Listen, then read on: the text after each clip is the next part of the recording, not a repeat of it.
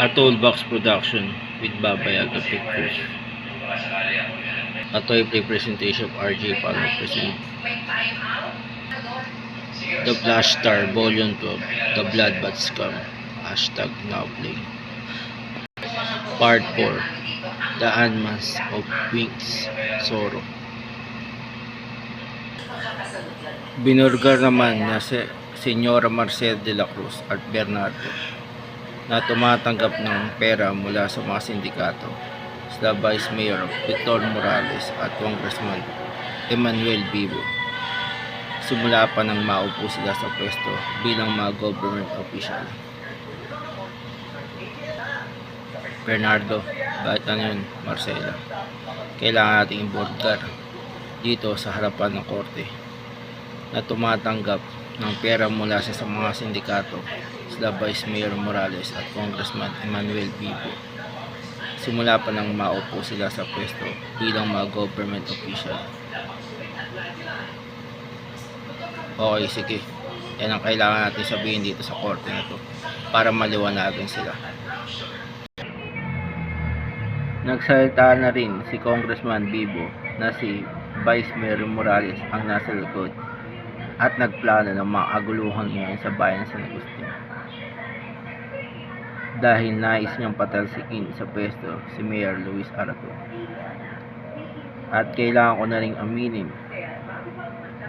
na si Vice Mayor Morales ang nasa likod at nagplano ng mga aguluhan ngayon sa bayan San Agustin.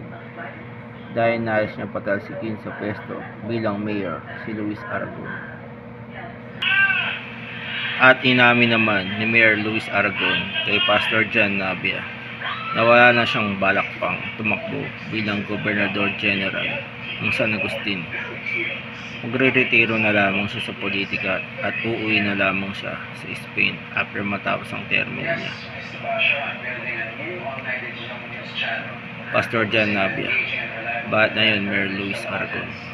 May aminin sana ako sa iyo na wala na akong balak pang tumakbo bilang Gobernador General ng bayan ng San Agustin sa susunod na eleksyon. Magre-retiro na lamang ako sa politika at balak ko na rin umuwi pabalik sa Spain after matapos ang aking termino bilang mayor nito bayan ng San Agustin.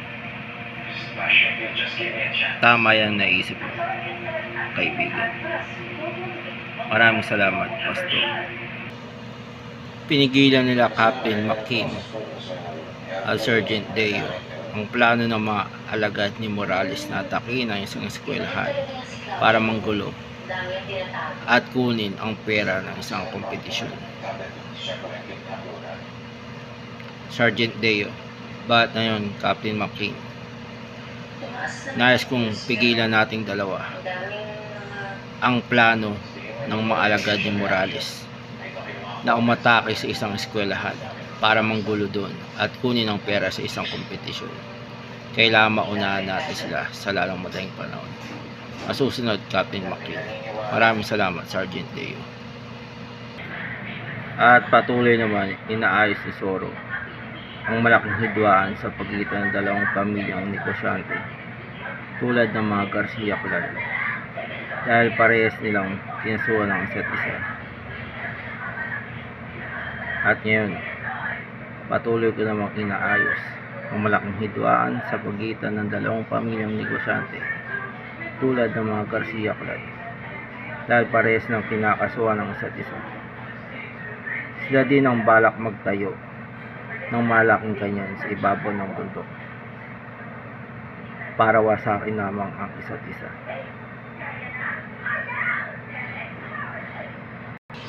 Sa pagpapatuloy ng investigasyon ayon kila Marcela at Bernardo, si Vice Mayor Morales mismo ang pumirma para mapunta sa iba't ibang mga kapartido niya ang pondo na dapat mapupunta sa mga manggagawa ng Hacienda Monte Falcon. Pinagkati-hatian mismo ng mga kaibigan ni Morales at nakasulat mismo yan sa resibo at papeles ng mga bangko. Bernardo, bakit na yun, Marcela? Kapag nagpatuloy ng investigasyon,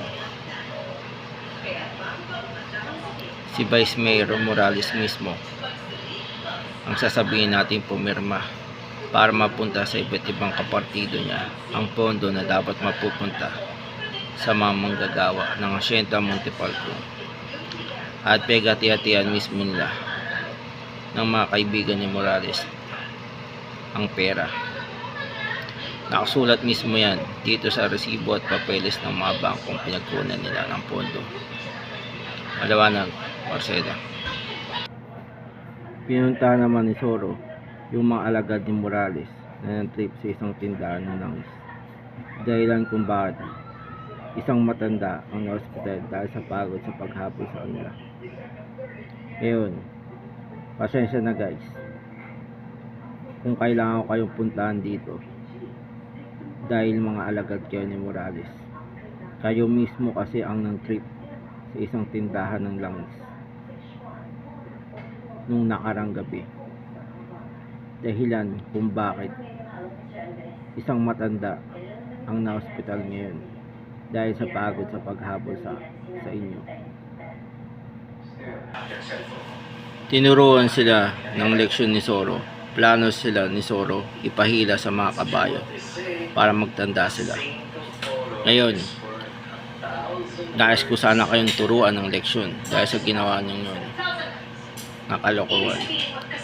Plano ko kayong ipahila sa mga kabayo para magtanda kayo at hindi na umulit sa kasalanan ginagawa nyo. Maliwanag ba? Opo, Soro. Patawad po. Magaling kung ganun. Nagkaroon naman ng matinding liwanag sa tuktok ng bundok. Dumating kasing kaibigang alien ng mga Garcia clan. Naparito ang mga alien para hingian ng tulong ng Garcia family sa pagbuo ng malaki at malakas na kanyon sa tuktok ng bundok.